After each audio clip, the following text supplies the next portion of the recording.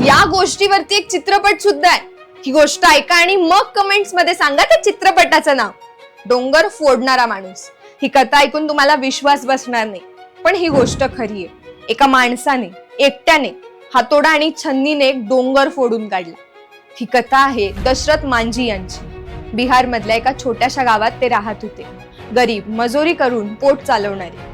त्यांच्या गावात एक डोंगर होता जो गाव आणि शहर यांच्यामध्ये अडथळा होता. एक दिवस त्यांच्या पत्नीला उपचारासाठी शहरात न्यायचं होतं, पण डोंगरामुळे वेळ लागला आणि योग्य वेळी उपचार न झाल्यामुळे तिचा मृत्यू झाला.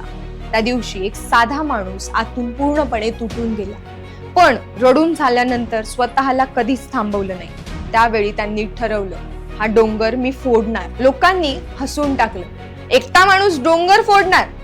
पण यावरती ते कधीच थांबले नाही. दररोज 22 वर्ष तो हातोडा आणि छन्नी घेऊन डोंगरावरती काम करत राहिला. उन्हात पावसात थंडीमध्ये एकटाच.